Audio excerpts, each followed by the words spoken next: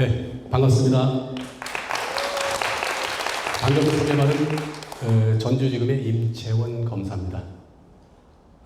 제가 검사 시작한 게 1990년, 벌써 31년째 됩니다.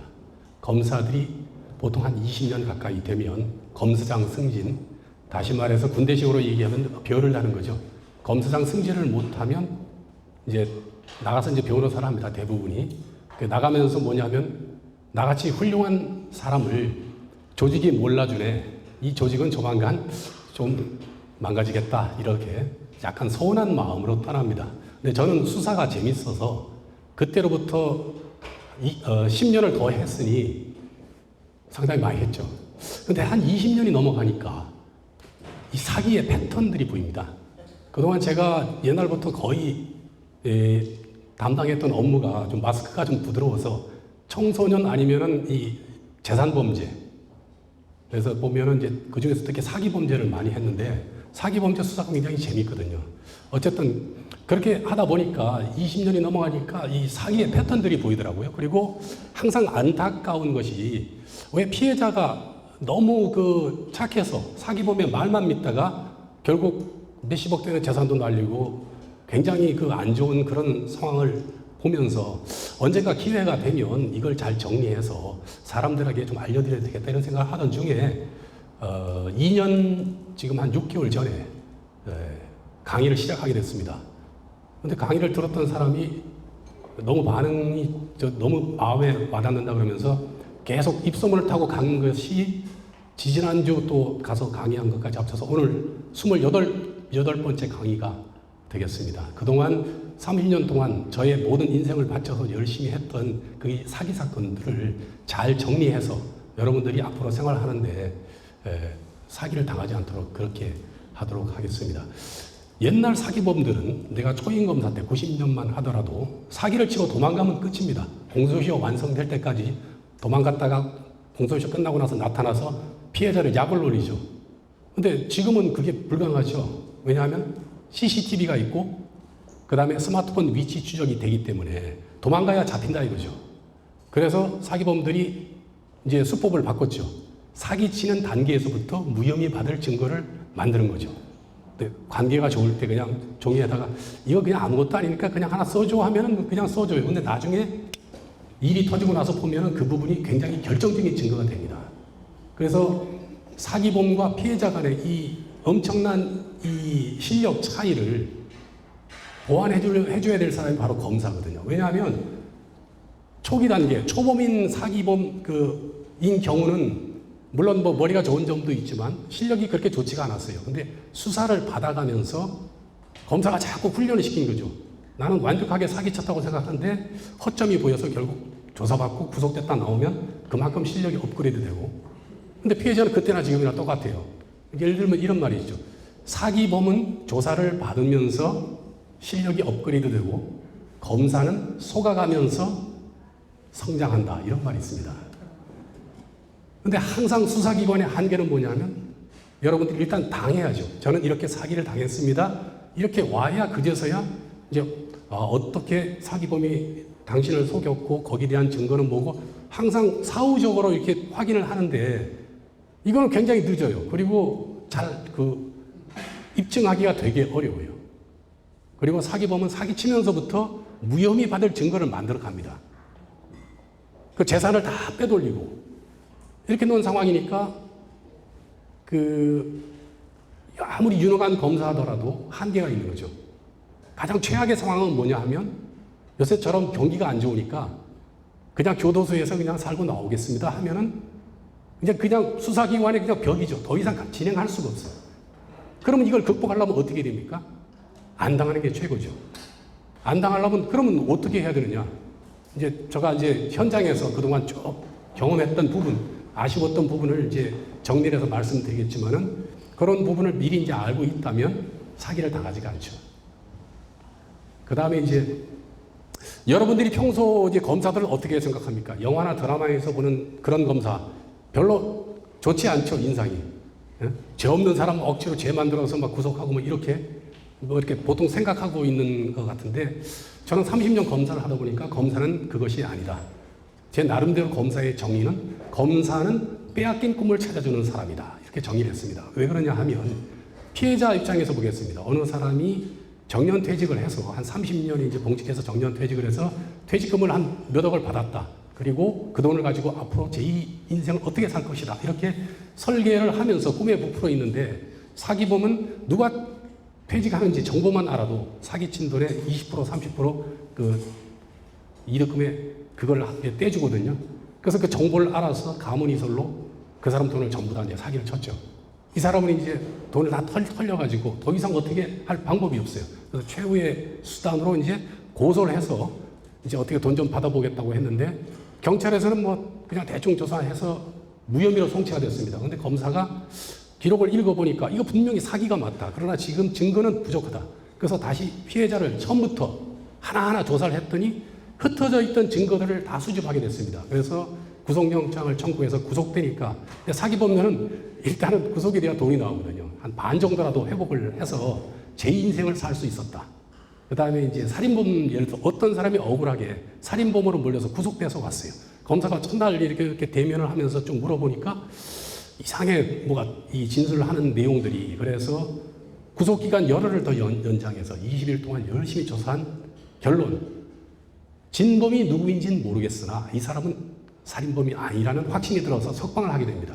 잘못 오판했다면 우리 거 있지 않습니까? 억울하게 옥살이 하는 몇십 년씩 그런 억울한 사람이 그렇게 당하지 않는 거죠. 그래서 검사가 열정적이고 깨어있고 실력 있는 검사를 만났기 때문에 이제 그 사람이 제2 인생을 다시 살 수 있었다. 다시 말해서 검사는 빼앗긴 꿈을 찾아줘서 사람들로 하여금 행복하게 하는 행복 전도사다. 저는 이렇게 생각하고 31년째 검사를 하고 있습니다. 예. 서론이 좀 길었는데 이제 본론으로 들어가서 요새 강의를 하고 다니니까 사람들이 저한테 별명을 줬습니다. 제 별명이 뭔지 아십니까? 사예검이라고 줬는데요. 이게 사예검이 무슨 뜻일까요? 맞습니다. 잘하시네요. 사기 예방 검사실이에요. 사예검. 자, 이거 형사정책연구원에서 만든 건데요. 이게 뭐에 대한 통계일까요?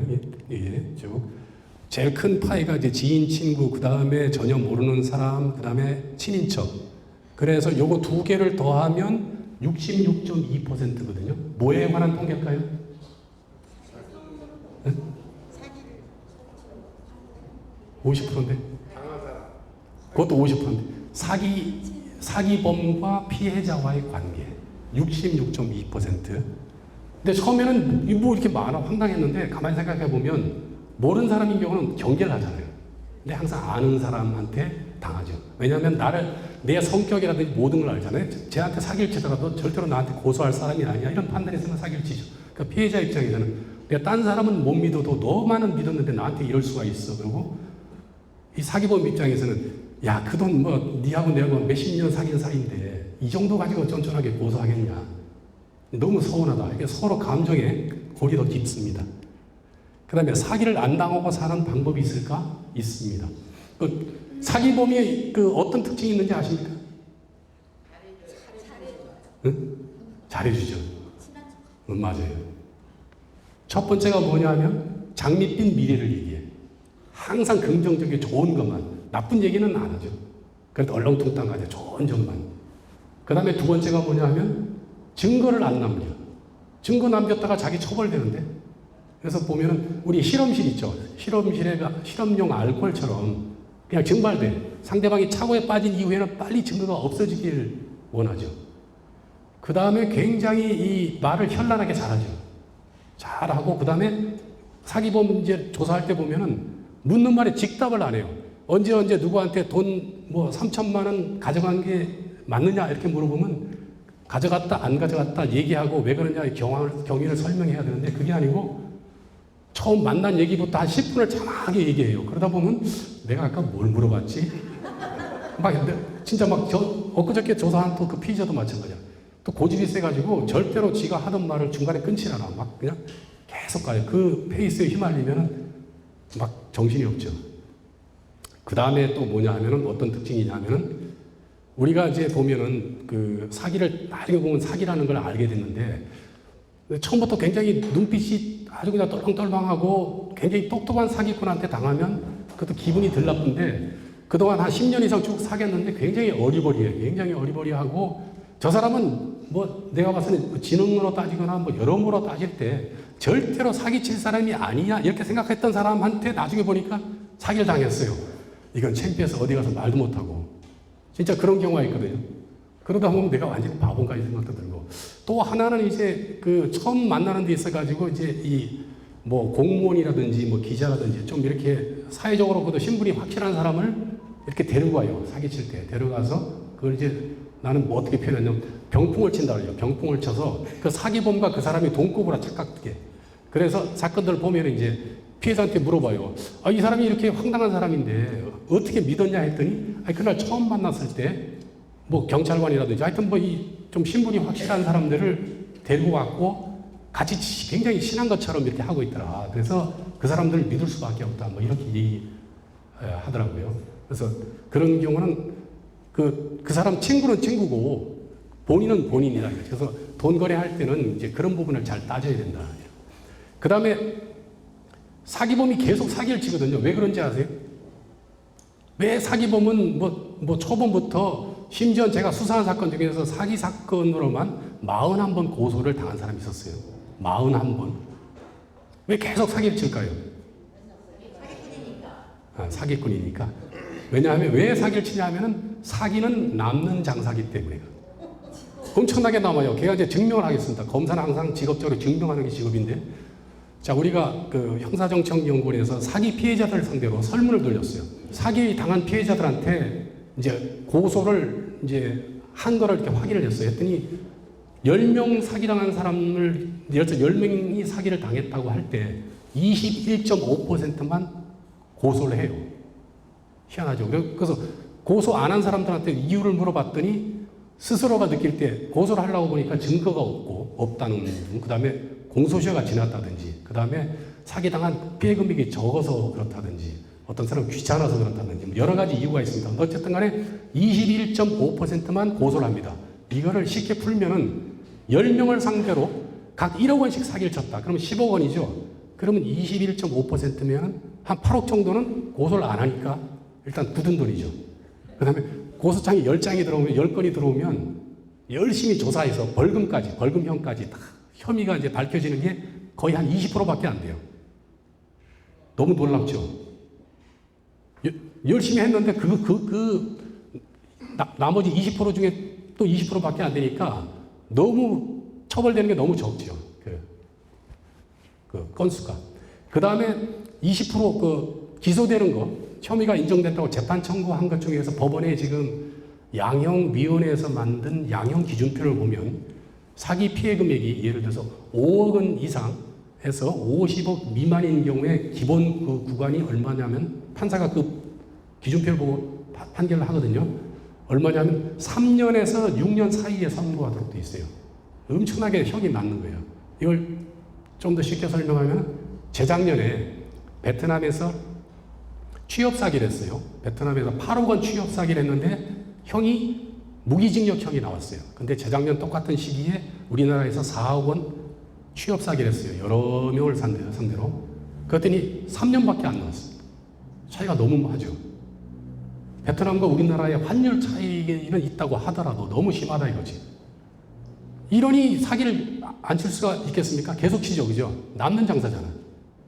그래서 사기를 안 당하는 게 최선이다 이거지. 그러려면 뭘 알아야죠. 뭘 어떻게 해야 되는지. 그게 중요한데 이제 그 얘기를 해드릴 거고. 그 다음에 우리는 왜 계속 사기를 당할까요? 그러면 좀 너무 어렵나요 질문이? 응?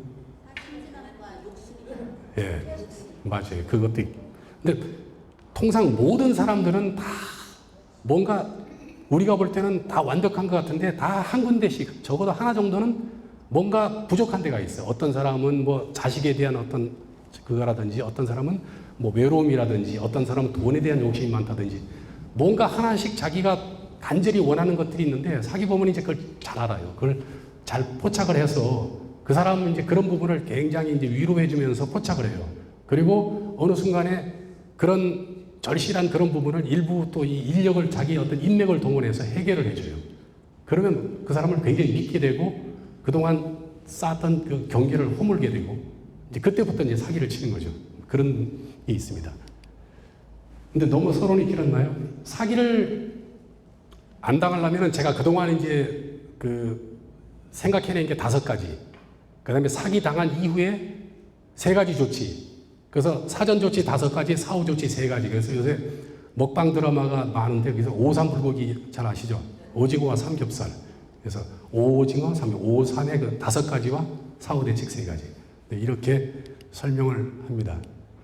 그래서 5가지가 있습니다. 이게 5가지가 뭐냐면은 그래서 이거를 좀 더 체계적으로 제가 이제 설명을 드리기 위해서 형법의 그 사기죄를 어떻게 정의를 내리고 있냐면은 사기라고 하는 것은 타인을 기망하여, 기망이라는 건 속이는 거죠. 타인을 기망하여 재물의 교부를 받거나 재산상 이득을 취득하는 것. 이렇게 되어 있는데 요거를 분석을 해보면 이렇게 3가지로 분석이 됩니다. 이렇게 속이는 기망행위, 그 다음에 착오, 상대방이 착오에 빠지는 것, 그 다음에 착오에 따라서 처분하는 것. 속여서 그 다음에 그 상태에서 이제 이렇게 처분행위 하는 거죠. 그래서 그 첫 번째가 그 사기범이 하는 말을 다시 한번 생각하고 think twice, 재고하고 확인하고 담아라. 그 다음에 2번째가 첫 느낌을 믿어라. 3번째 세상에 공짜가 없다. 문서나 증거를 남겨라. 반대 문서를 받아라. 요 5가지만 지키면 사기가 예방될 것 같아요. 근데 그냥 이렇게 하면은 이게 무슨 소리야? 이렇게 할 테니까 요 각 항목별로 설명을 드리겠습니다. 제거하고 확인하고 담아라. 이게 뭐냐면 그 사기범이 하는 말 자체에 어떤 모순이 있는지. think twice가 이게 영어로 써놨는데 이게 이제 빌리진의 그 think twice란 말이 나오거든요. 제거하고 확인하고 담아라. 근데 그래서 이제 이 보면은 아까도 했지만은 사기범의 말은 미라지가 그거 아닙니까? 사막의 신기루. 그래서 사기범의 말은 사막의 신기루와 같아서 끝까지 따라가 보면 실체가 없다. 이런 얘기가 있습니다. 그래서 우리가 사기를 당해서 고소를 하게 되면 수사기관에서 물어봅니다. 사기범이 뭐라고 당신한테 속였습니까? 뭐라고 속였다고 얘기를 해요. 그러면 그렇게 속았다는 거, 상대방이 그렇게 속였다는 거에 대한 증거는 있습니까? 이렇게 해요. 그래서 증거를 대려고 했더니 증거가 없어. 지금 다 날아가고. 아까 알코올처럼. 그래서 실제 사례를 이제 말씀드리겠습니다. 이 재고하라를 하지 못해서 사기당한 사례. 요거 보이스피싱 요거 3억 원 사기를 당했어요. 보이스피싱에 그 평소에 학생들을 상대로 보이스피싱 다 하지 말라고 교육을 하던 교사가 가장 최신 수법을 몰라서 3억 원을 사기를 당했어요. 황당하죠. 이게 3억짜리 지금 여러분들에게 알려드리겠습니다. 어느 날 이제 이 교사가 그 출산 휴가 갔다 와서 이제 출산하고 이제 1년 뒤에 복직을 했죠.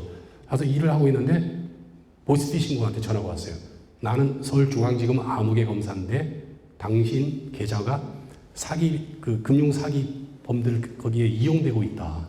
그래서 당신 앞으로 구속영장이 발부됐다 그러면서 윤석열 검찰총장 이름으로 된 구속영장 그 사본을 그 사진으로 보내주고 그래서 이제부터 조사를 해야 되니까 그 스마트폰 그 플레이스토어 그 정식으로 파는 그거잖아요. 플레이스토어 앱에 들어가서 이걸 깔으래. 폴 앤티스파이가 뭐냐면 경찰청에서 그 악성 앱 검색하는 그 스마트폰에 거기 들어가면 있거든요. 그거 만든 건데 이걸 깔아봐요. 그래서 이제 그걸 막 깔고 있어요. 막 까는데 또 다시 문자가 온 게 뭐냐면 원격 조정, 팀 뷰어라 그래가지고 우리 컴퓨터 고장 나면은 원격 그 이걸 깔아라는 거죠. 빨리 그 조사를 진행하기 위해서 이걸 깔았죠. 그러는 사이에 악성 앱이 깔리면서 나중에 보니까 걔네들이 이걸 심었는데 이 껍데기는 똑같은데 이게 이제 악성 앱으로 나온 거예요. 이 껍데기는 이 표지는 똑같은 이 모양으로 해서 깔아가지고 그 정보가 다 빠져나가면서 뭐라 그러냐면은 근데 이 교사가 평소에 학생들 상대로 이제 보이스피싱 예방 교육을 해왔기 때문에 거기서 일단 빠져나와서 그 네이버에 들어가서 서울중앙지검 거기 그 뭡니까 공식 사이트 들어가서 전화번호를 확인해가지고 전화를 했죠. 아무개 검사실에 전화했더니 진짜 그 검사가 받아요. 그래가지고 믿고서 이렇게 막 통화하고 막 하다가 이제 뭐라 그랬냐면은 그 계좌를 확인해야 된다 그러면서 이제 막 얘기를 하더니 그 대출을 받아야 된대. 그래가지고 요새 뭐냐면은 그 은행에서 비대면 자동 대출 시스템 그래가지고 이 교사가 원래 연봉이 4,800만 원인데 출산휴가 갔다 오는 바람에 그 국민연금 국민보험을 건강보험을 1년치를 한꺼번에 냈어요. 근데 이제 그 자동대출 시스템은 그 보험료 납입한 걸 기준으로 내거든요. 원래 4,800만 원 그 연봉 가진 교사가 대출이 3배, 1억 5천 대출되고 캐피탈에서 대출 뭐 이렇게 해가지고 3억 원을 다 보낸 이후에 생각해보니까 이상한 거야. 나중에 확인했더니 보이스피싱이라는 걸 알았죠. 야, 이게 황당한 거예요. 이 사람은 뭐를 잘못했죠? 바로 전화 가로치기라 그래가지고 거기에 깔린 악성 앱은 뭐냐면 이 사람 휴대폰에서 거는 전화라든지 오는 전화는 모두 보이스피싱범이 받는 거예요. 이걸 모르는 거야, 최신 수법을. 그 예방은 어떻게 해야 돼요? 근데 웃기는 게 구속영장 아까 발부됐다는데 구속영장이라고 하는 건 한 번도 조사를 안 하고는 발부되지 않고 상식적으로 그 통장이 사기범 그 대포 통장에 연루됐다 그러면 나는 그 범죄 행위의 그 피해자 아닙니까? 피해자지 내가 공범이 될 수가 없거든요. 그러니까 그런 기본 상식이 없었던 거죠. 그래서 이 전화가 그렇게 오면 무조건 받지 말아야 됩니다. 그 다음에 이제 그 보이스피싱 관련해가지고는 요건 제가 이제 받은 거거든요, 여기. 집행냉장고 119만 원 지금 구입했다고 이제 이렇게 오는데, 여기 이제 스미싱이라고 해가지고, 놀래가지고 여기다 전화하죠, 여기다. 밑에 전화번호 있잖아요, 이게. 여기다 전화해서 나 이거 냉장고 산 적이 없는데 이렇게 하면 아주 부드러운 아가씨가 전화를 딱 하면서 고객님 그러세요? 어딘가 착오가 있나 보죠. 그러면 제가 환불해 드리겠습니다. 그러면서 통장 번호하고 비밀번호 알려주세요. 알려주는 순간 이게 다 털리는 거예요. 요새도 심심찮게 오고 있죠. 그 다음에 이제 코로나하고 관련해가지고는 가장 이제 조금 이제 지났지만 처음에는 이제 감염자하고 접촉자만 나왔을 때 우리 동네 뭐 이렇게 해가지고 감염자, 접촉자, 인적사항 그래가지고 이제 인터넷 주소 그거 누르는 순간 이제 내 악성 앱이 깔리면서 내 폰에 있는 전화번호 뭐 정보가 다 빠져나가요. 그리고 내 지인들한테 이제 아까처럼 그 카카오톡에 뭐 50만 원, 30만 원 이러면서 언니 나 급히 돈이 필요해 막 보내라 그런 거 있죠. 막 그런 거 보내가지고 이제 확인 안 하고 막 돈 사람들 보내잖아요. 이제 그런 데다 막 이용되는 거지. 그 다음에 이제 요거는 이제 보이스피싱 때문에 공무원들이 이제 재택근무하는 경우가 있어요. 그러면 그 공무원한테 이제 보내요. 그러면서 재택근무자 준수사항 그래가지고 다음 첨부 파일을 확인하세요 이렇게 보내요. 그러면 첨부 파일을 클릭하는 순간 또 악성이 또 깔려요. 가장 최근 수법 그리고 긴급재난지원금 뭐 관련해가지고 막 얘기를 하면서 자세한 안내사항은 또 첨부 파일 확인하세요. 그래서 첨부 파일 확인하는 순간 또 내 폰에 있는 정보가 다 털려서 또 범죄 행위에 이용되고 작년에 보이스피싱으로 입은 사기 피해액이 얼마 정도인지 아세요? 엄청납니다. 해마다 점점 증가하는데 조금 아까 오다가 확인해 봤더니 5천억. 어마어마하죠. 5천억. 계속 수법이 진화하고 있고 심지어는 자살 동호회 사이트가 있답니다. 자살 사이트에 들어가서 회원들을 상대로 청산가리 내지는 수면제를 팝니다. 이렇게 보내줍니다. 이렇게 해가지고 돈을 또 사기친 놈들이 있더라고요. 야, 이거 완전 갈 때까지 가더라고요. 근데 이게 자살하려고 하는 사람들은 너무 신적으로 아주 그냥 심약한 상태라 이 사람들은 고소하지를 않을 거 아니에요. 그걸 이용해요. 이게 완전히 갈 때까지 간 거야, 지금 보이스피싱이. 해마다 지금 계속 느는데 그런 상황입니다. 그 다음에 확인하라를 하지 못한 거, 이건 유명 가수, 이름만 대면 알 수 있는 유명 가수가 우리 전주의 모 방송국에서 자기가 유명 가수 전국 투어 쇼를 자기가 방송국하고 같이 이렇게 하기로 했다. 그걸 땄는데 돈이 필요하다. 계약한다고 돈이 들어가서 그래서 1,200만 원만 빌려주면 요거 공연 끝나고 수익금하고 이렇게 주겠다고 했어요. 그러면 그렇게 얘기를 하면 방송국에 민원실에 전화하면 될 거 아니에요. 언제 아무개시 쇼 합니까? 물어보면 되는데 이걸 확인을 안 하고 근데 이 사람이 이제 현혹시킨 게 뭐냐면 티켓 판매 대금 채권을 양도한다 해서 채권 양도 그걸 써줘요. 거기에 이제 올린 거죠. 근데 석 달 뒤에 하기로 했던 공연을 하질 않아. 그제서야 확인했더니 문서가 위조된 거예요. 위조.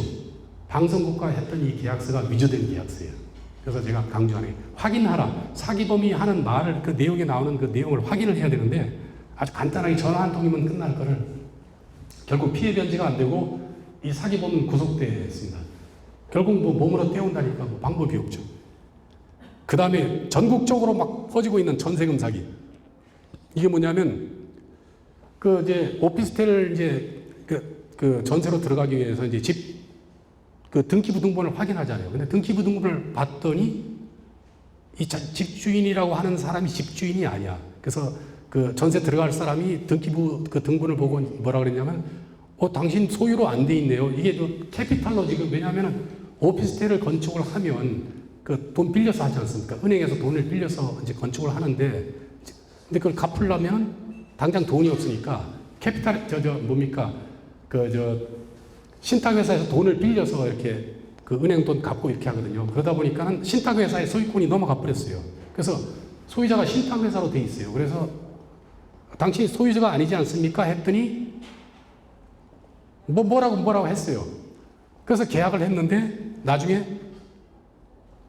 40명이 70억 사기당했어요. 서울 종암동에서. 한 명은 자기 전 재산이 털려가지고 결국 극단적인 선택까지 했는데 이 사람은 뭐를 잘못했을까요?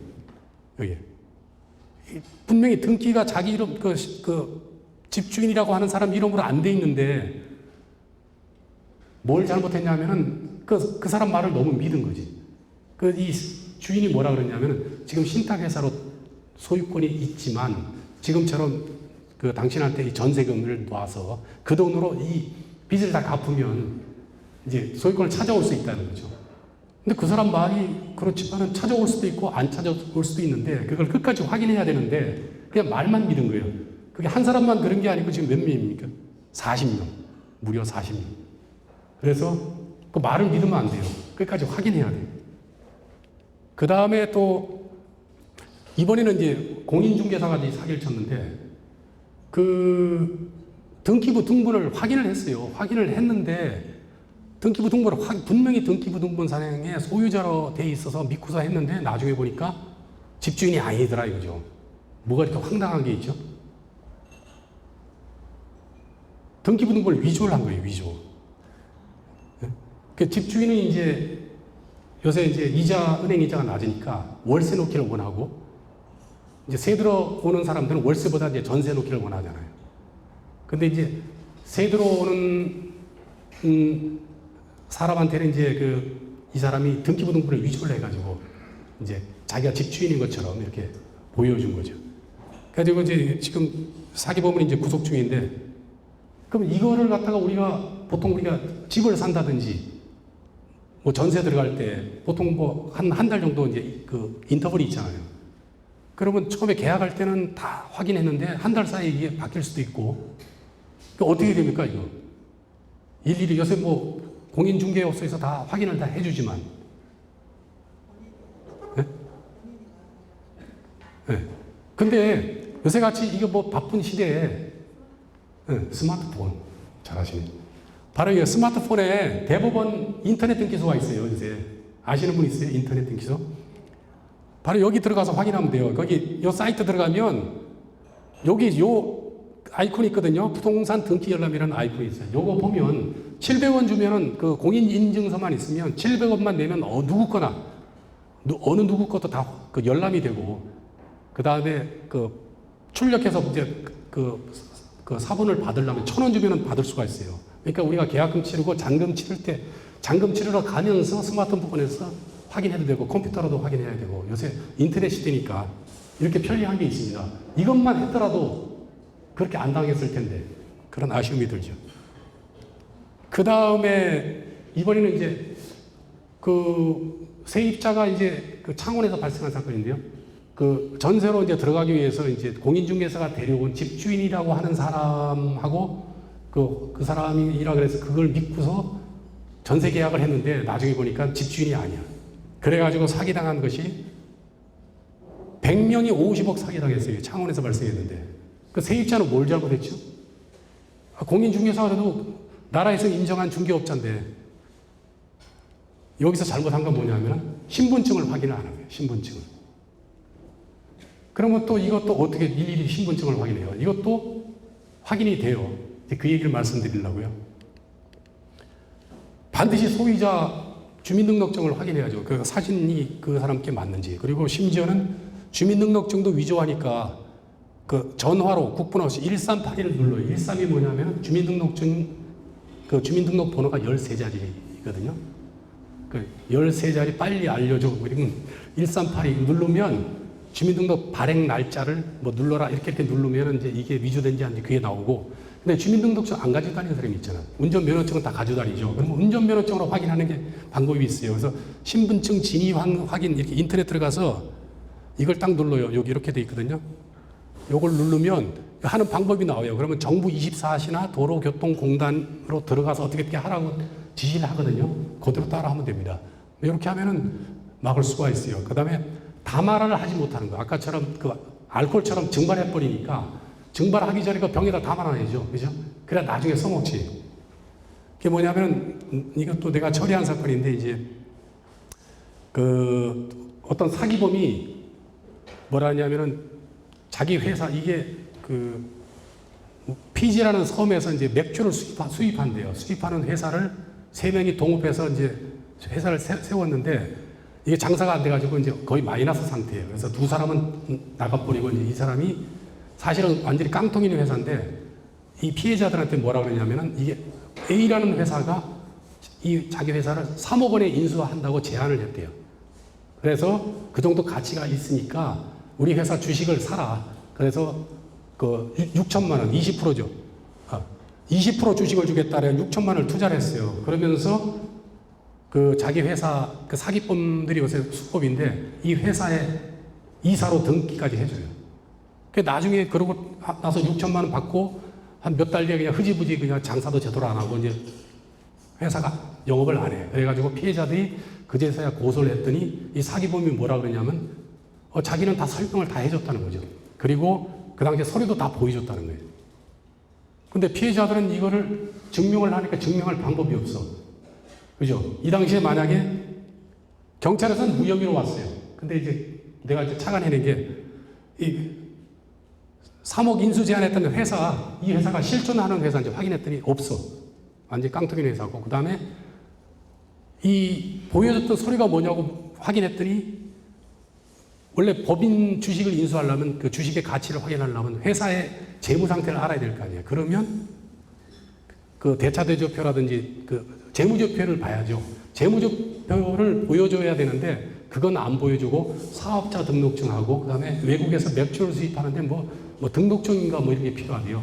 기껏해야 그런 걸 보여준 거야.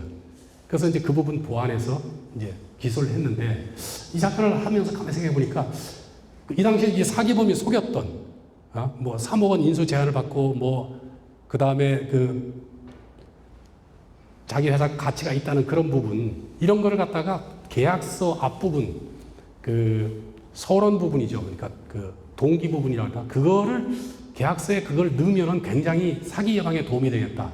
민사 사건에 있어서는 별 도움이 안 되는데 이 사람이 했던 말을 그 앞부분에 그냥 뭐 제1조 앞에다가 그래서 우리 헌법에 보면 그게 헌법 전문이라 그래가지고 유구한 역사와 전통에 빛나는 뭐 우리 대한 국민은 이렇게 쭉 이 헌법을 제정하게 된 경위 그 동기에 대해서 그걸 써 있거든요. 그게 굉장히 중요한 거예요. 형사 사건에 있어서는 항상 수사에 시작할 때 이 사기범이 뭐라고 속였느냐 그 했던 말을 앞부분에다 이제 써놓는 거죠. 만약에 그걸 쓰게 되면은 사기범이 함부로 사기를 못 칠 거예요. 그래서 제가 이제 앞으로 한다면 여기서 이제 착안해가지고 계약서 전문 쓰기 운동을 벌이자. 동기 쓰기. 이 운동을 하자. 이렇게 내가 강의할 때 딱 하고 다니는데 이게 이제 헌법 전문이잖아요. 헌법 전문에 이렇게 돼 있는데 이런 것처럼 계약서에도 전문을 넣자 이거죠. 이렇게. 그 다음에 이거는 작년에 그 한국일보에서 막 시리즈로 그 다단계 금융 사기하고 그 다음에 가상화폐 사건이 막 매일 터지더라고요. 그래서 너무 어마어마해서 가장 기본적인 그것만 알려드리려고 제가 조금 정리를 했습니다. 이게 재고하고 확인하고 담아라 세 가지를 전부 못한 건데요. 가상화폐 투자금 사기 사건인데 이제 코알코인이라고 이제 오늘 피해자가 5,000명이 212억. 1원짜리가 조만간 100원 되고 그 다음에 뭐 네이버 이게 뭐 금융감독원의 인증도 받았다 그러고 막 어마어마한 다 거짓말이에요 전부 다. 그다음에 사업 설명회에서 이제 펌플렛은 아주 거창하게 이렇게 돼 있는데 기본적으로 이 사람들이 하는 게 돌려막기. 처음 투자한 사람들한테 이득, 자기네들이 수익 사업을 해서 이득금을 냈다는 것이 뒤에 투자한 사람들 돈 빼서 앞에 건 이득금 주는 거예요. 그 어느 디테일이 되면 이제 터지는 거죠. 이 돌려막기라고 그러는데요. 이 수법이에요. 거의 모든 대부분이. 그 다음에 이제 한 게 코인업. 오늘 신문에 보니까 그 코인업 대표가 항소심에서 1심처럼 징역 16년 선고됐다고 오늘 신문에 났던데 이것도 세 가지를 다 못한 거예요. 한 10주 되면은 최대 200% 수익금 준다. 요새 지금 한국은행 그 은행 이자율이 얼마인지 아세요? 오, 잘 아시네. 작년만 하더라도 1%였는데 0.75%. 그러면 1억 원을 은행에 넣으면 75만 원밖에 안 주는 거죠. 엄청나게 낮아요. 근데 지금 이게 몇 퍼센트야, 이게? 200%. 이게 말도 안 되는 거죠. 그리고 확인하라 보면 뭐냐면 문재인 대통령 사진하고 자기 사진을 같이 합성을 해요. 같이 있는 걸 이렇게 찍어서 이걸 잡지에 실은 다음에 그 다음에 이제 투자 설명회 때 그 잡지를 비치를 해놨어요. 그래가지고 마치 그런 백그라운드가 있는 것처럼. 이것도 돌려막기식으로. 그 다음에 이제 이거 코인 사건이고, 그 다음에 이제 다단계 금융사기 중에서 가장 큰 게 이제 아이디어스 홀딩스라고 이거 엄청 큰 사건인데 이것도 보면은 12,000명의 피해자고 1조 1,000억 피해를 입었거든요. 이것도 월 2%에게. 예? 말도 안 되죠. 근데 나중에 보니까는 이게 인가도 안 된 업체고 이거는 이제 외환거래 수익 사업을 해서 한다는데 이것도 엉터리죠. 그 다음에 특징이 뭐냐면은 유력 정치인들 아니면 전직 아주 고위 관료들을 특강을 시켜요. 그래서 주위에 정치인들이 왔다 갔다 해. 그러니까 보통 일반인들은 이게 인가 안 된 업체라고는 상상도 못할 일이죠. 다 말하는 뭐냐면 이게 또 투자 설명에 이게 녹음을 다 해요. 수법은 돌려막기 이것도 똑같아요. 이것도 이게 그 피해자 비대위를 구성해서 했는데 비대위에서 그 알아낸 집계가 뭐 자살했거나 뭐 스트레스 받아서 암 걸려 죽었거나 지금 50명이 저 세상으로 갔어요. 이게 작업이 지금 4년 10개월. 대표가 지금 징역 15년 받고 법원의 그 판사 기본 생각이 뭐냐면 니들도 욕심을 부렸기 때문에 이렇게 당한 거 아니냐. 전적으로 사기범만의 책임은 아니다. 별로 동정을 많이 안 해줘요. 이 정도 금액이면 엄청나게 나와야 되는데 그렇게 안 되고. 그 다음에 이제 요새 굉장히 매스컴에 거기 뭡니까?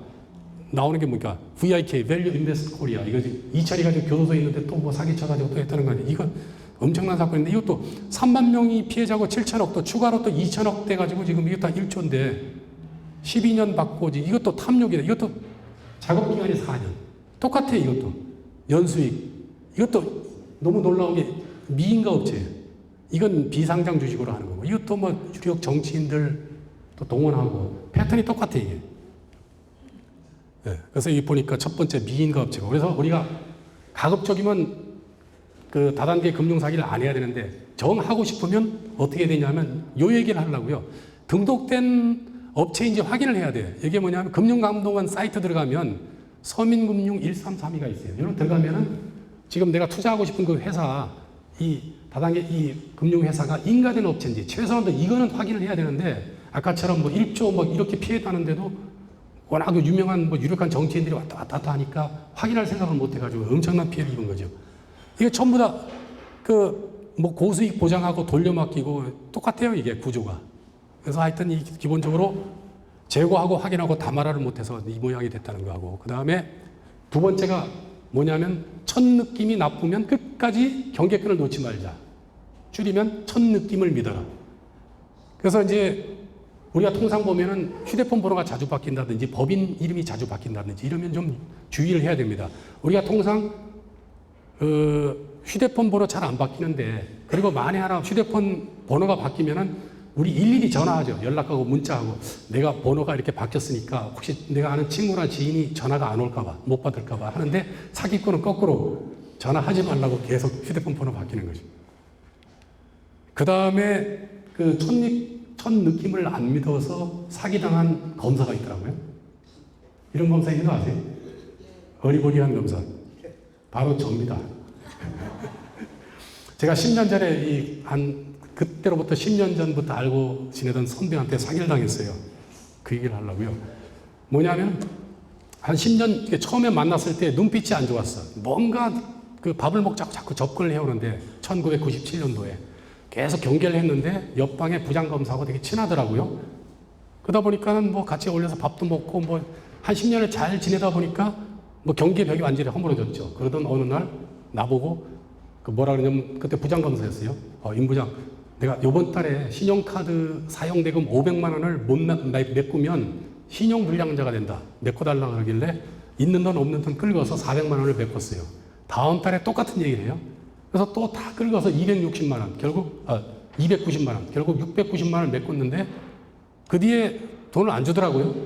그러다가 뭐 지방 발령 나서 지방 가다가 사기 사건 기록을 막 보다가 그 선배 생각이 나서 전화를 했는데 갑자기 이분은 기독교 신자가 아닌데 휴대폰 칼라링에서 찬송가가 들리더라고요.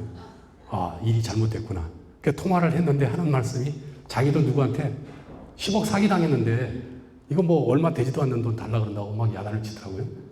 그러다 또 세월이 또 몇 개월 흘러서, 몇 년이 흘러서 또 머리를 썼죠. 어느 날 그분 카톡 대문을 보니까 제 손녀하고 행복하게 걸어가는 모습이 보이길래 선배님 요새 형편이 좀 펴신 것 같은데 할부금 넣듯이 한 몇십만 원씩 1년이면 다 할부금 갚겠다. 좀 넣어주세요. 그랬더니 한 6개월인가 1년 뒤에 연락이 왔어. 임 부장 미안해. 이제 형편이 좀 폈으니까 계좌번호를 가르쳐 달래요. 계좌번호를 가르쳐 줬는데 아직도 한 푼도 안 들어왔어요. 2번 당했죠. 아니 돈 안 넣을 거면 왜 또 번호를 알려달라고 했나요? 그래서 690만 원짜리 교훈을 얻었습니다. 제가 그 일로 다시 돌아간다면 이렇게 했을 것 같아요. 선배님 힘드시죠? 저 공무원이 가진 돈은 없습니다. 이 돈 가지고 힘내세요 하면서 한 100만 원이나 200만 원 드리면서 절대로 안 갚으셔도 됩니다. 형편이 피시면 그때 갚으셔도 되고 그렇게 하세요 하고, 두 번째는 제 통장 관리는 집사람이 합니다. 저녁에 집에 가서 물어보고 빌려줘도 좋다 그러면 하겠습니다 해놓고 집에 가서 물어봤다가 되게 혼날 테니까 물어본 것처럼 얘기하고, 어제 가서 집사람한테 물어봤더니 우리 마이너스 통장 쓰고 있어서 빌려주지 말라고 합니다. 이렇게 했을 것 같아요. 근데 그렇게 못했어. 그래서 690만 원짜리 교훈을 알려드렸습니다. 근데 그 선배가 사기라고 하는 부분이 왜 사기냐 하면은, 그때 전화했을 때 뭐라 그러냐면, 나도 누구한테 10억 원 사기 당했는데 얼마 되지 않는 돈 달라 그런다고 야단쳤잖아요. 그럼 뭐야? 지도 당했으니까 지금 500만 원도 연말에 그 결제를 못해서 신용불량자가 되기 직전이니까 그 말 한마디에 이분은 벌써 사기당한 이후에 나한테 돈을 자기를 메꿔달라고 한 거죠. 이거는 뭐냐? 갚을 의사나 능력이 없는 거죠. 그죠? 그 말 자체에서 사기가 증명이 되는 거죠. 근데 사기를 당하고 나니까 그다음부터 사기 사건이 남의 사건이 아니야. 이제 내 사건이야. 그리고 진짜 복잡하고 한 몇천 페이지 되는 어려운 사건도 옛날엔 힘들고 짜증이 났거든요. 그게 아니고 내 심정을 이해하겠더라고요. 그 사람 심정이. 진짜 여기 사기 당해보신 분들 많죠? 다 한두 분 당해보셨을 거예요. 진짜 나는 왜 인생을 이렇게 살았지?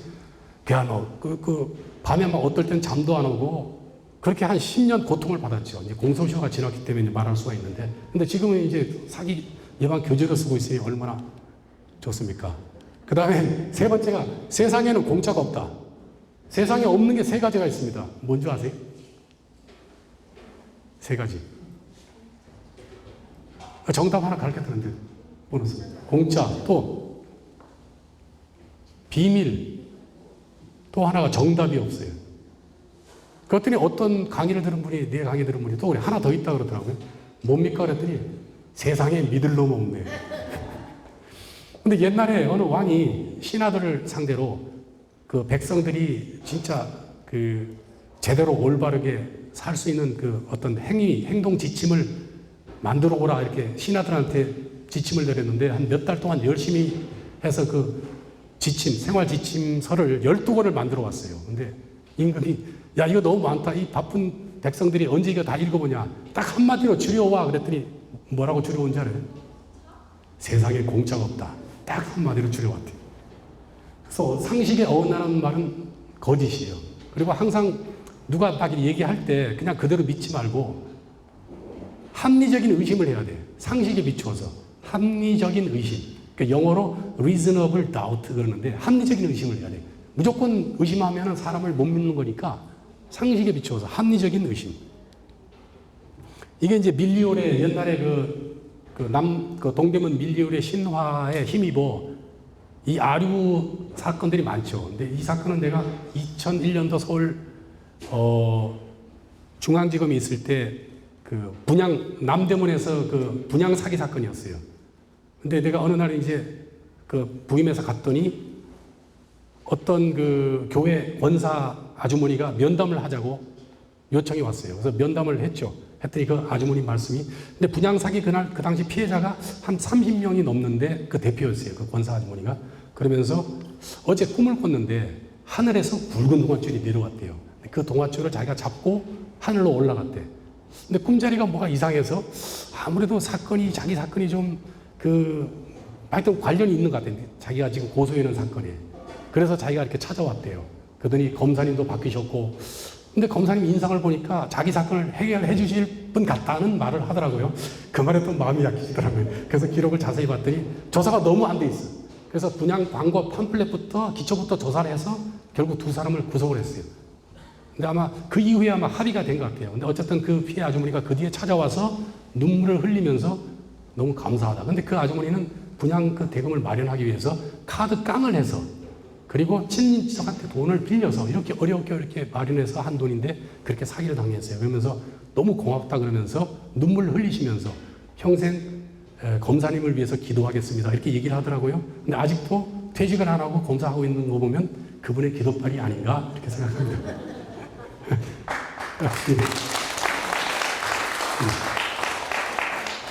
그래서 이제 네 번째, 이게 아주 중요한데 증거를 남겨야 돼요. 그래서 첫 번째가 종료 부분은 자필 무의를 받고 백지에 서명 날인하지 말고 내용 읽어보고 서명 날인하고, 차영증 받을 때는 그 용도를 반드시 기재하고, 투자인 경우는 원금 보장이라는 문구를 써달라 그러고, 그 다음에 문서로 남길 상황이 안 되면 문자나 녹음을 하는 거예요. 그래서 이제 순서별로 하겠습니다. 우리가 이제 보면은 어느 사기 사건을 수사하는데 계약서가 아주 중요한 사건 해결하는데 핵심이었어요. 근데 그래서 저는 그 계약서 내용을 보고 이제 사기범을 추궁했죠. 이 계약서에 이렇게 써 있는데 이대로라면 이게 사기가 인정되겠네요, 이렇게 했더니 이 사기범이 뭐라 그러냐면, 검사님, 저 이 계약서 쓴 적이 없습니다. 여기에 제가 썼다는 증거 어디 있습니까? 이러더라고요. 그래서 이렇게 봤더니 다 컴퓨터로 출력이 돼 있어요. 그리고 대표에서 그냥 직인만 찍혀 있지 이 사람이 했다는 흔적이 전혀 없어요. 야, 이거 깝깝하더라고요. 그래서 생각해낸 게 뭐냐 하면은, 종료 부분은 반드시 자필로, 그래서 뭐 이름이라든지 뭐 주민등록번호라든지 뭐라도 항상 나중에 문제가 됐을 때 필적 감정이 될 수 있도록, 그리고 가급적 도장도 좋지만 무인을 찍도록, 무인 찍으면 무인 감정이 되잖아요. 최소한도 자기 자필이 기재되어 있다면 이 계약서는 제가 안 썼습니다, 이 소리 못해요. 근데 간혹 그런 사건들이 있어. 그리고 지능적인 사기범들은 이렇게 해서 빠져나가요. 그래서 자필을 쓰자 그러면 또 어떻게 해서 빠져나가려고 막 그럴 거예요. 근데 하여튼 꼭 나중에 딴소리 할 때 이 계약서 안 썼습니다, 이 소리 할 때 그렇게 뭐 하지 못하도록 하는 아주 중요한 겁니다. 그리고 항상 현금 거래는 영수증을 받도록 하고, 그 다음에 백지에 서명 날인 절대로 하면 안 됩니다. 내가 2년 전에 상담해 준 사건인데요. 백지에 넉 장의 서명 날인이죠. 이게 뭐냐면은 사기범이 이제 이 피해자를 형님 하면서 이제 아주 친하게 지내는 이제 지방에서. 근데 이제 제3자를 상대로 이제 소송을 하는 중이었어요. 그래서 어느 날 이 사기범이 이 사람을 한테 찾아와서 그 소송하는데 필요하다, 그러니 서명을 좀 해주세요. 그래서 백지에 서명을 받았는데 넉 장을 받았어요. 그리고 나서 거기에다가 식품 관련 사업 투자금으로 이 사기범이 10억을 투자했대요. 그리고 1년 뒤에 무조건 20억 주기로 했고, 그때로부터 1년 뒤에는 또 40억, 그때로부터 또 안 주면은 80억 해가지고 백지 넉 장에 80억을 만들어서 투자금 돌려달라고 민사소송을 했어요. 법원에서는 위조됐다는 증거가 없으니까 80억 다 물어주라는 판결이 났어요. 미치고 환장할 노릇이죠. 그래서 피해자가 사기죄로, 문서 위조 및 사기죄로 고소를 했는데, 이게 뭐 지방에 있던 사건이 서울로 왔다가 뭐 빙빙 돌면서 잘 해결이 안 되고, 그 당시 얘기 들어보니까 뭐 거짓말 탐지기를 뭐 타야 된다나? 근데 사건이 지금 물 건너가고 있는 거죠. 근데 자금 출처를 내가 조사를 하고 그랬는데 그 뒤는 어떻게 된지 모르겠어요. 이게 어떻게 했냐 하면은 어느 날 이 사기범이 1억 원 자기야 수표를 가져와서 이 피해자한테 현금으로 바꿔달라고 그랬어요. 딴 사람은 바꿔주지 않았는데 이 사람은 이제 착하니까 바꿔줬어요. 그리고 한 달 뒤에 2억 원짜리 또 자기야 수표를 가져와서 현금으로 바꿔달라고 그랬어요. 또 바꿔줬죠. 근데 그게 무슨 작업이냐 하면은 처음에 10억 원 투자했다는 증거가 뭐냐 하면은 수표 1억 플러스 현금 4억. 다음 달에 수표 2억 플러스 현금 3억. 그렇게 10억을 투자를 했대요. 진짜 황당하죠. 그래서 내가 그랬죠. 아니, 그 당시에 현금이란 뭘 줬으면 영수증을 받아야지. 왜 안 받았습니까? 하는 얘기가 그 사람이, 이 사기범이 신용불량자였거든요. 신용불량자라 통장거래를 못하니까 현금으로 달라고 그랬대, 현금으로. 그렇게 그 현금으로 줬으면 영수증을 받았어야 되는데 안 받는 바람에 이 모양 이 꼴이 됐어요. 그러면서 그 사람이 나한테 그래요. 검사님, 저 평생 살면서 100만 원조차도 사기를 안 당했습니다. 이렇게 얘기하더라고요. 그래서 내가 그랬지. 나는 690만 원 사기를 당해서 사기 사건이 더 잘 보이는데 이거 쓰나미가 와서 예방주사를 평소에 맞아야지 예방주사를 안 맞아서 그냥 한 방에 그냥 가버렸다. 근데 이렇게 얘기를 했죠. 그 다음에가 이제 그냥 서명 날인해줄 때 내용을 잘 읽어보고 해야 돼. 이것도 유명한 어떤 그 체육과 교수인데 자기 선배가 자동차 할부로 뽑는데 보증서 달라 그래가지고 이 사람은 그건 줄 알고 해줬는데 나중에 보니까 자기 돈 빌리는데 보증을 세운 거예요. 2억 5천만 원 자기 지인한테 빌리는데 이 사람을 보증인으로 세운 거더라고요. 내용을 안 읽어봤는데 나중에 보니까 당연히 이 사기범은 돈을 안 갚죠. 그래서 이 교수 월급의 반이 압류가 됐어요. 그래가지고 화가 나서 한 달 내내 술을 마시고 막 하다가 결국 치질이 와서 수술 받고 그 어느 날 이제 억울해가지고 고소를 했는데 서울중앙지검에서 밤에 전화 왔어요. 막 거의 막 우는 목소리로. 그러면서 뭐냐면 하도 억울해서 고소를 했는데 허위 고소했다고 무고범으로 검사가 자기 처벌하려고 지금 조서를 지금 작성하고 있대요. 완전히 이거 뭐 너무 황당하죠. 세상이 그렇게 돌아가더라고요. 이게 증거가 없으니까. 그래서 꼭 읽어보고 해야 합니다. 그 다음에 용도를 반드시 기재를 해야 됩니다. 우리가 이거 아주 중요한 건데요. 우리가 돈을 어떤 사람이 이제 그 마스크팩을 이제 중국에 수출하는데 이게 굉장히 장사가 잘 된대요. 그러면서 기계를 그 팩 만드는 기계가 1억 원이래. 그래서 1억 원을 빌려주면 기계를 만들어서 마스크팩을 수출을 해서 나오는 수익금의 반을 주겠대. 그래서 돈을 빌려줬는데 이 사람은 가져가서 그냥 자기 사업 자금으로 썼어요. 근데 약속한 날짜에 돈을 안 주는 거라. 그래서 고소를 했더니 이 사기범이 뭐라 그러냐면은 마스크팩 제조하는 기계를 구입한다고 돈을 빌린 게 아니라 사업 자금으로 빌려갔다. 결국 돈에 빌려간 용도, 그리고 그 사람이 그 당시는 이렇게 능력이 됐었어요. 이럴 경우에 이게 사기죄가 됩니까? 안 된다고 통상 생각하죠. 근데 대법원 판례가 용도 사기, 빌려간 돈의 용도를 속이면, 그리고 원래 그 용도를 알았다면 돈을 빌려주지 않았을 것이라는 관계만 형성이 된다면 사기죄가 된다는 거예요. 그러니까 판례가 여러 개 있어요. 이 사건에서도 기계를 구입하려고 했는지 그게 핵심이거든. 근데 다행히 이 사람은 차용증에 그걸 받았더라고요. 기계 구입하는 용도로 1억 원을 빌린다. 그래서 그거만 있으면 딴 거 조사할 필요가 없어요. 통상 일반적인 사기는 갚을 의사나 능력이 없으면 되거든요. 근데 통상적으로 갚을 의사나 능력 이거 조사할 필요 없이 그냥 그 용도에 속아서 돈을 줬다는 관계만 형성이 된다면 사기죄가 된다는 거예요. 그래서 이제 그 사건은 그 차용증에 용도가 써 있기 때문에 그것만 조사해서 기소를 했습니다. 그리고 그 조사를 끝내고 나서 하도 훌륭하셔가지고 내가 이 호기심에서 물어봤죠. 그 피해자한테. 선생님은 사기를 좀 많이 당하셨나 봐요. 어떻게 용도를 쓴다는 생각을 했죠? 했더니 사실은 저도 몇 번 사기를 당했는데 용도를 안 써서 그냥 무혐의 된 적이 몇 번 있었대요. 그래서 용도 쓰는 게 굉장히 중요합니다. 이거 아까처럼 그 계약서 동기 쓰기 운동 아까 했죠. 그것처럼 똑같아요. 용도 같은 그거거든요. 이것도 지금 내가 처리한 사건인데 이거는 이제 오피스텔이 이제 그 완성이 되면 분양 건을 주겠다 그러면서 그 설계비를 빌려달라 그래요. 근데 돈을 빌려줬는데 그냥 자기 사업 자금으로 썼어요. 근데 이 사람이 돈을 빌려줄 때 이렇게 계약서도 쓰고 최종적으로 돈을 빌려줄 때 설계비 지급 목적으로 7천만 원 빌려줍니다. 뭐 이렇게 이게 써 있는 바람에 그냥 딴 거 조사할 필요 없이 그냥 기소를 했어요. 저희도 편해요. 그리고 이걸 만약에 썼다 그러면 사기 보면 딴소리를 못 해. 어차피 인정이 되니까. 네. 그 다음에 이게 사건들이 많은데 이게 투자냐 차용이냐. 빌려갔음에도 불구하고 많은 사기꾼들이 투자받았다 그래요. 근데 투자라고 하는 거는 투자받은 용도대로 돈을 썼는데 그 사업이 망했다. 그러면 돈을 갚을 필요가 없어요. 근데 차용은 반드시 갚아야 돼. 원금 이상. 원금 이자나. 그래서 많은 사기꾼이 심지어는 차용증을 써줬음에도 불구하고 투자받았다고 주장하는 사건들이 한 40%가 넘어요. 일단은 뭐 아니라고 오리발을 내미는 거죠. 그리고 투자인 경우에도 그냥 진짜 순수하게 투자인 경우는 투자받은 용도대로 투자금을 사용을 안 하면 그것도 사기가 되거든요. 아까 용도 사기처럼 되는데 중요한 게 원금 보장.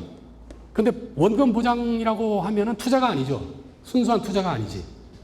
그리고 원금 보장 해달라고 우기면 투자 받는 쪽에서 당장 돈이 급한데 이게 잘 안 하려고 그래요. 이게 협상이 잘 안 돼. 그러니까 원금 100%뭐 보장해주겠다고 하는 사람들도 있고. 근데 이걸 해달라고 우기면 이 사기꾼인지 아닌지 어느 정도 이게 가늠이 돼요. 근데 이런 개념조차 없으면 뭐 투자 약정서 하나 있으면 다 되는 줄 아는데 그게 아니에요. 하늘과 땅이다. 근데 이런 사건이 너무너무 많아요. 그래서 요거는 이제 내가 아는 지인의 지인인데 그 정보기관에 근무하다 퇴직한 분이야. 그래서 이 사람은 아마 연금을 안 받고 퇴직금을 받고 그 퇴직금 전부를 그 의료기기 관련 사업인데 투자를 했어요. 한 1년 정도 했는데 잘 돼. 잘 주거든요. 그래서 친인척 돈까지 끌어모은 게 17억 원.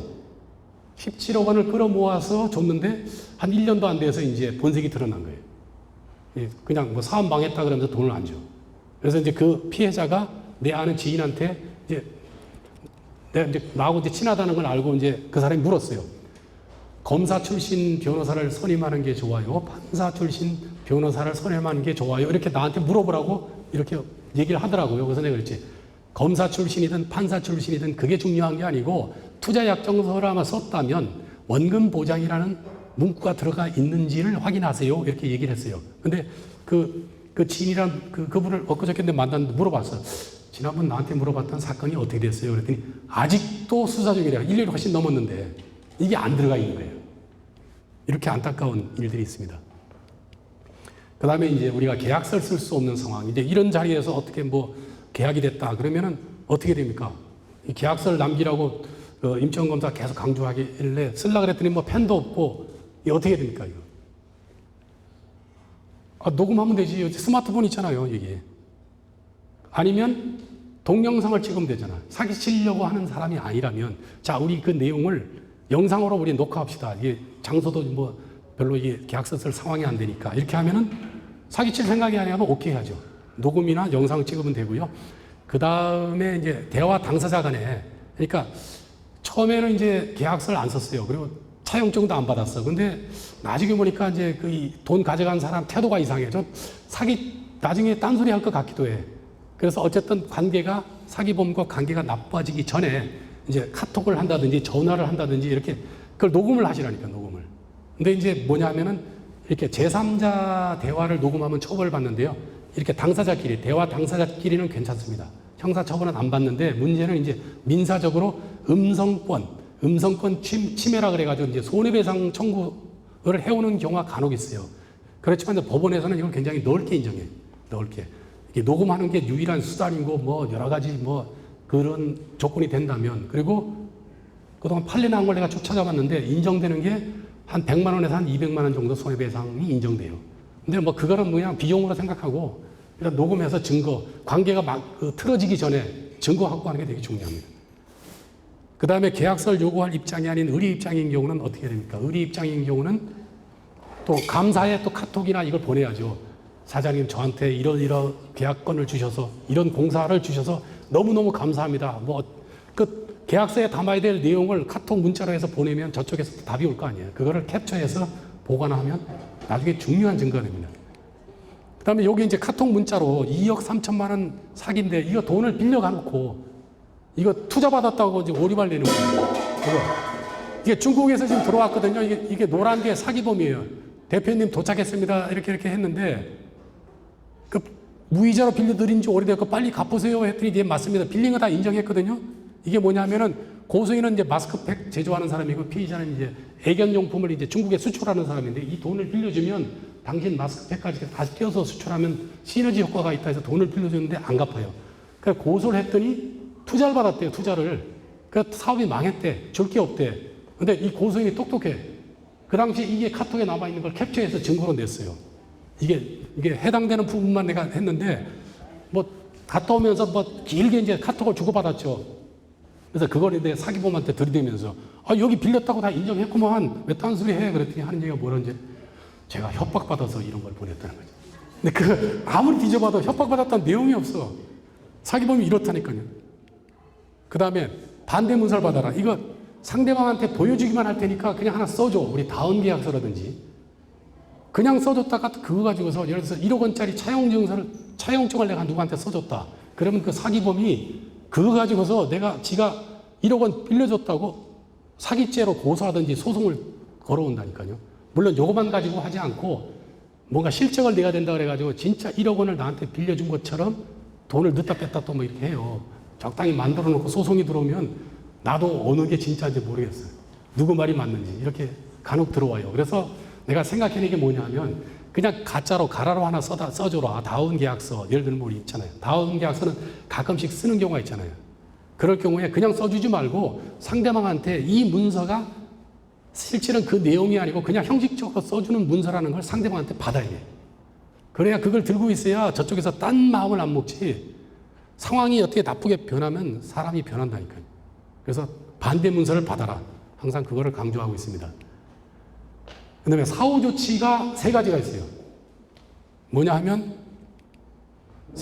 받을 가능성이 없으면 빨리 포기하고 그 다음에 받으려면 빨리 신속히 고소하고 그 다음에 외상 합의는 절대로 하지 마라.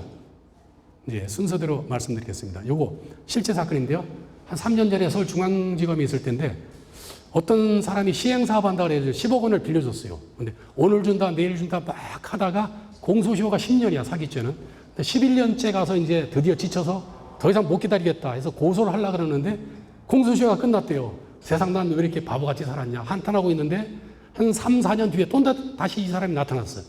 이번은 진짜야. 그러면서 4억 원을 빌려달래. 그러면 전에 빌린 10억 원까지 갚는데요. 그래가지고 또 빌려줬어요. 또 안 갚지. 그래 고소를 했더니 또 뭐 이상하게 또 다른 소리를 해가지고 결국 양쪽을 불러서 대질 조사를 하는데요. 이 사기범이 나한테 뭐라 그러냐면은 검사님 저 억울합니다 그러더라고요. 그래서 아니 사기쳐도 유분수직에 2번 사기쳤는데 뭐가 억울하냐. 그래서 열심히 조사해서 구속영장을 청구했는데 이 사람이 도망갔어요. 예를 들면 뭐 이런 사건도 있었어요. 그 다음에 이게 저희 집에 막내 동생이 당한 건데요. 군대 동기한테 한 4천만 원 사기를 당했어요. 처음에 50만 원 빌렸을 때 이자를 잘 갚어. 그 다음에 70만 원, 80만 원 하다가 500만 원, 1000만 원, 결국 4천만 원을 돼, 4천만 원. 결국 고소를 했는데 다행히 외동아들이 돼서 아버지가 대신 갚아주고 고소 취소를 했어요. 근데 법이 어떻게 바뀌었냐면요. 그래서 이제 아버지가 대신 갚아줬는데 이제 아들이 돈을 안 갚는다. 그래가지고 이제 그 아버지한테 밤이라든지 막 전화해가지고 당신 아들이 돈 빌려가서 안 갚는데 책임지세요 하고 막 전화했다. 전화했는데 이 사람이 뭐 공포심을 느꼈다. 그러면 처벌받아요. 채권의 공정한 추심에 관한 법률이라는 게 만들어졌어요. 제정됐는데 이건 악덕 사채업자를 처벌하기 위해서 만든 법인데 이 선량한 피해자도 밤에 9시 넘어서 뭐 이렇게 한다. 이러면 처벌받아요. 세상이 많이 바뀌었죠. 그래서 항상 돈 빌려줄 때는 이 돈은 못 받는다고 생각하고 빌려주면 좀 고통은 좀 덜할 것 같습니다. 그 다음에 이제 범인을 알게 된 때로부터 6개월 안에 고소를 해야 돼요. 사기를 알은 때부터 6개월 안에. 근데 이게 언제부터 사기쳤는지 알 수가 있나. 근데 횡령 같은 경우는 좀 쉽죠. 옛날 2001년도 중앙지검에서 이제 횡령 사건이 뭐냐 하면은 어떤 분이 돌아가셔서 이제 상속인이 있었어요. 이제 그 아들하고 와이프하고 이렇게 있었는데 부동산만 있었는데 한 10억이 돼요. 그래서 이제 처분하라고 그 유족들이 이제 위임장을 그 장남한테 줬는데 위임장이 그 부동산을 처분하고 나서 돈을 받으니까 갑자기 자기 사업 작업이 급히 필요해서 거기다 다 썼는데 사기를 당했어요. 그 한두 달 뒤에 이제 들통이 났죠. 그래가지고 이제 가족 회의를 했어. 야, 이거 고소를 해야 되나 말아야 되나 뭐 어떻게 하다가 1년이 지난 뒤에 고소를 했죠. 근데 그 전임자가 이제 그 사건을 놓고 왔는데 내가 그 사건을 딱 보니까 그 전임 검사가 밑에 써놨어. 어느 부분을 더 보완 수사해서 이 사람 질이 나쁘니까 혐의가 인정이 된다면 구속영장이 청구하는 게 타당하다. 이렇게 자기 의견을 써놨어. 근데 내가 보니까 이거 6개월 앓은 게 언제냐. 그 처분해서 지가 자기 개인적인 용도로 쓴 걸 안 때가 언제냐. 요것만 알면 끝나는 사건인데, 그죠? 근데 1년이 지났다는 거 아니야. 공소권이 없죠, 공소권이. 부자지간이라든지, 부부지간이라든지, 이런 경우 사기치면은 처벌할 수 있을까요? 못하죠. 그건 형면제 사유야. 근데 이제 그 형제간, 이런 건 돼요. 친고죄야, 그거는. 그 재산범죄 행을 안 때로부터 6개월 안에 고소를 해야 돼요. 아무리 그러다도. 그런 문제가 있고. 우리가 보면 옛날에 그 정주영 씨 있죠. 정주영 씨 거기 자기 강연한 걸 보면 그래요. 옛날에 자기 아버지가 소 파는 돈을 장단 밑에다 숨겨놨는데 그 돈을 몰래 훔쳐서 서울 왔다는 거 아니야. 그 절도죄가 되겠습니까? 안 되죠. 부자지간이 안 되잖아. 오늘 또 신문에 인터넷 뉴스를 보니까 자기 엄마하고 사이가 나쁜 아들이 술이 좀 이렇게 좀 된 상태에서 제 엄마가 포르쉐인가 뭐 차를 보니까 화가 나서 망치로 그냥 막 그 본넷하고 다 때려 부셨다는 거 아니에요. 그거 처벌할 수 있을까 없을까? 그것도 재산범죄인데. 오늘 신문에서 재밌더라고요. 근데 재산범죄 중에서 안 되는 게 딱 두 가지가 있어요. 첫째, 강도죄. 친족 간의 강도죄는 처벌받아요. 그 다음에 손괴죄. 이거 처벌받아요. 그 두 개 빼놓고 사기, 횡령, 배임, 뭐, 다 친고죄가 된 거예요. 예, 재산범죄. 그런 게 있어요.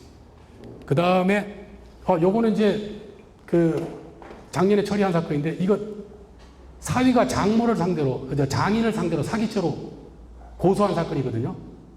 2012년도에 장인이 사위한테 사업 자금에 좀 필요하니까 5천만 원 빌려달래. 빌려줬죠. 근데 장인이 좀 사기성이 있어가지고 안 갚았어요. 그래가지고 3년 뒤에 대여금 청구 소송을 해서 장인을 상대로. 근데 장인이 뭐 어디 도망가고 연락이 안 돼. 그래서 하여튼 민사는 이겼어요. 그리고 그 1년 뒤에 장인이 파산 선고를 받고 그것 때문에 부부간에 싸움이 일어나서 이혼했어요. 이혼을 했어요. 그러고 나서 그때로부터 3년 뒤에 드디어 장인을 상대로 사기죄로 고소했어요. 근데 경찰에서 그 장인이 이제 잡혔지. 사기 다 자백해서 사실은 내가 노름한다고 이렇게 하려고 빌려갔다는 거예요. 사기죄로 이제 조사를 해서 뭐 자백하니까 경찰은 혐의 인정된다고 그러고 왔는데 이걸 모르는 거야. 이것도 6개월 친고죄거든요. 장인 사위가는. 이게 언제야 이게 지금. 예? 파산하고 이혼 확정되고 그때로부터 뭐 6개월 훨씬 지났죠. 근데 심심치 않게 이렇게 친족 간에 이런 재산범죄가 많이 벌어지고 있습니다. 그 다음에 외상 합의하면 절대로 안 됩니다. 외상은 뭐 소도 잡아먹는다는데 하여튼 일단은 사기범은 구속이 돼야 돈이 나와요. 구속이 돼야. 왜냐하면 재산을 다 빼돌려놨기 때문에. 이것도 무혐의 온 거 열심히 조사했는데 결국 이게 안 된. 이 소리의 고향 전주에 왔으면 판소리를 가지고 우리가 사기와 관련성을 연구해야 되는 게 아니냐 이렇게 생각했어요. 이 사기와 판소리 관련되는 부분에서 사기 관련되는 판소리 중에서 뭐 기억나는 거 있으십니까? 없어? 토끼와 거북. 맞아요. 우리가 이제 수군가 있잖아요. 수군가가 보면은 별주부가 토끼를 꼬셔서 용궁으로 데리고 가잖아요. 이게 용왕님 간 쓰려고. 근데 이게 뭐 의인이죠. 이게 동물이 아니고 사람은 이제 동물 이렇게 빗대서 하는데 이게 만약에 동물이라면 토끼에 가는 물건이라 분명히 속여서 데리고 간 거니까 아직 간을 떼낸 건 아니니까 사기 미수죄가 되겠지. 근데 사람으로 따지면 사람의 간은 이거 재물입니까? 재산상 이득인가? 그 사기죄가 됐어요. 만약에 토끼와 거북이가 사람이라면 사기죄가 될까? 이건 사람의 간은 신체 일부라서 재물이 아니에요. 이 사기죄가 안 돼. 그러면 이거 그냥 놔둬야 되겠습니까? 처벌해야지. 그 한때 우리가 그게 있었잖아. 그 뭐 장기 떼내고 뭐 중국 가면은 뭐 어떻게 떼내고 사람 이렇게 뭐 납치해 가서 뭐 장기 떼내고 팔고 뭐 한다는 막 그게 굉장히 유행했었거든요. 그때 아마 법이 만들어진 것 같아요. 형법을 내가 찾아보니까 있더라고요. 장기 적출 목적 약취 유인죄가 있어요. 장기를 떼낼 목적으로 약취라고 하는 건 뭡니까? 강제로 데리고 하는 거, 강제로 납치하는 거. 유인은 뭐야? 꼬셔서 데리고 하는 거. 그게 형이 세요. 2년 이상 15년 이하 징역형이에요. 그래서 요거는 장기 적출 약취 유인죄에 해당한다. 이 정도 분석이 많이 됐죠. 그거 외에 또 하나 있는 것 같더라고요. 뭔지 아세요? 그 심청가에 보면은 그 뺑덕이네 있죠. 뺑덕이네. 뺑덕이네가 이게 사기꾼이야. 왜 그런지 아세요? 그 뺑덕이네 심술 타령의 안일이를 보면 이렇게 나와요. 신봉사가 그때 신봉사가 전곡간에 있단 말을 듣고, 전곡간이라는 게 뭐냐? 그 자기 딸을 임당소에 바치고 이제 재산을 모았다 이거죠.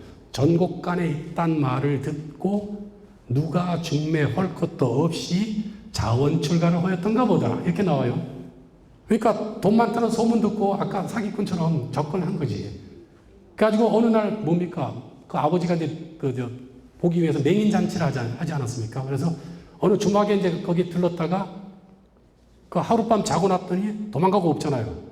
젊은 맹인하고 눈이 맞아서 도망갔잖아요. 그러니까 있는 거 다 빨아먹고 이제 없으니까 도망간. 그래서 판소리에도 관련이 있다 이렇게. 그 다음에 비와 인생이라고 아세요? 최근에 내가 어느 시를 봤는데 그 피천득 선생님 그 아시죠? 그 수필 그 인연 아사코 얘기 나오잖아요. 교과서에 나오잖아요. 아사코 세 번째 만난 거 굉장히 후회스러워서 막 하시는데 이분이 시도 쓰셨더라고요. 비와 인생이라는 시를. 그래서 굉장히 길어. 그래서 다 외우진 못하고 그래서 이게 중간에 끝부분에 이런 게 나와요. 뭐냐면은 비를 맞고 걸을 줄 알면 인생의 멋을 아는 사람이요. 비를 맞고 걷는 사람에게 우산을 권할 줄 알면 인생의 의미를 아는 사람이다. 세상을 아름답게 만드는 건 비요. 사람을 아름답게 만드는 건 우산이다. 한 사람이 또 한 사람에게 우산이 된다는 건 한 사람은 또 한 사람의 마른 가슴에 단비가 되는 것이다. 너무 아름답더라고요. 또 이 시를 보는 순간 또 직업정신이 발휘됐어요. 비라고 하는 사기꾼이 올 때 나는 우산이라는 사기 예방 교육을 하겠다.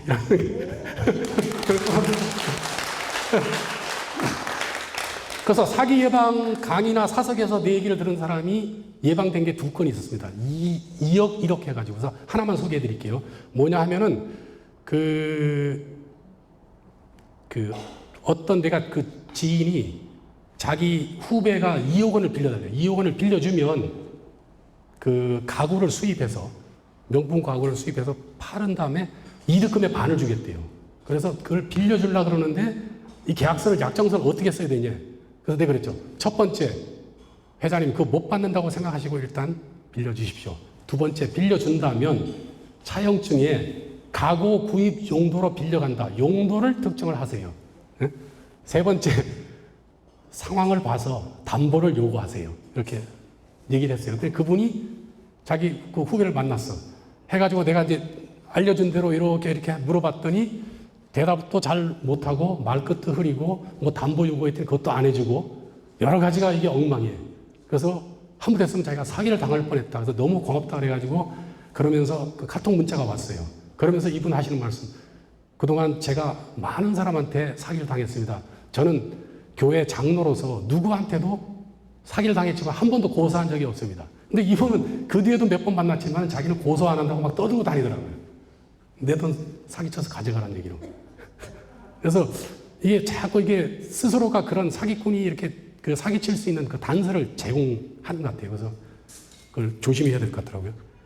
제가 언젠가 그 서울에 저녁에 이제 운동을 한다고 이제 가는데 개척 교회 전광판이 이렇게 지나가요. 이렇게 시그널 이렇게 글씨가 쭉쭉쭉 지나가는데 거기 어떤 글씨가 지나가느냐 하면 하느님은 악인도 사랑하십니다. 이 문자가 글이 쫙 지나가길래 그 글을 보는 순간 너무 기뻤습니다. 바로 저 자리에 검사가 있어야 된다. 악인이라고 하는 건 뭡니까? 사기범도 들어가잖아. 사기범은 악인이 죽기 전까지는 관심이 없어. 그럼 그 공백, 이 피해자는 빨리 지금 피해 구제를 받아야 되는데 아까처럼 우리 친족 상대처럼 가족 간의 문제는 국가에서 개입을 안 한다면 가족끼리 해결하라 그러면서 뭐 형 면제도 있고 뭐 친고죄도 이렇게 만들어 놨잖아요. 그거와 똑같이 하느님이 간섭을 안 하시는 거예요. 그 자리를 메꿔주는 게 검사다 이거죠. 국가에서 이렇게 많은 큰 힘을 줬으니 이거를 열심히 그리고 성실히 열정을 가지고서 억울한 사람 이렇게 해주기 위해서 해야 되는 거 아닌가 이런 생각을 합니다. 그래서 항상 후배들한테 검사가 게으르면 피해자가 운다. 우리는 검사들이 그냥 책임 안 질 만큼 그냥 사기범이 그냥 제출한 무혐의 받기 위해서 내놓은 증거에 형식적인 증거에 만족할 때 피해자는 돌아서서 아 대한민국 희망이 없다. 떠나야 된다. 이런 생각으로 그냥 원망과 한탄 이렇게 있을지도 모른다는 생각으로 항상 깨어 있어야 됩니다. 마지막으로 우리가 영어로 공무원을 뭐랍니까? Public Servant 그러잖아요. Public Servant. 서번트는 하인이죠. 하인은 주인을 잘 모셔야 돼. 그런데 주인이 밖에 나가서 얻어터지고 계속 같은 데서 넘어지고 교통사고 나고 이러면은 하인의 입장에서는 그 분석을 잘 해야죠. 왜 우리 주인은 늘상 나가서 얻어터지고 왜 같은 데서 자꾸 교통사고 당할까? 그게 바로 뭡니까? 왜 같은 패턴, 20년이 넘으니까 계속 같은 패턴의 사건들이 보인다고 그랬잖아요. 그거를 잘 분석을 해서 국민들이 당하지 않도록 이렇게 알려드리는 게 이 하인인 이 공무원의 어떤 기본 자세가 아닌가 항상 그런 생각으로 살고 있습니다. 끝으로 지금까지 제가 쭉 해드린 얘기는 이제 굉장히 사시는데 도움이 되실 거예요. 그리고 이 얘기를 듣는 순간 이제 나는 앞으로 사기를 안 당할 것 같아 이런 착각이 드시죠? 그게 아니고 실천하는 게 제일 중요합니다. 제가 오늘 해드린 그리고 사기범은 꼭 우리가 계약서를 씁시다 아니면 이렇게 진짜 내가 알려드린 대로 하자고 하면은 막 화를 낼 거예요. 나를 여태까지 이렇게 못 믿었냐? 나는 너를 어떻게 생각했는데 여기에 넘어가면은 그냥 사기를 또 당하는 거예요. 그래서 우리가 항상 하면 그러잖아요. 많은 피해자들한테 물어봐. 아니 말도 안 되는 거예요. 어떻게 속았습니까? 물어보면 하는 얘기가 제가 그날 이상해요. 뭐가 뭐가 쉬었나 봐. 이게 뭐냐면 사기범이 최면을 거는 거거든. 최면을 걸리지 않으려면은 제가 알려드린 그거를 꼭 머리에 두시고 실천을 하세요. 실천. 그래서 꼭 실천해 주시기 바랍니다. 네, 감사합니다.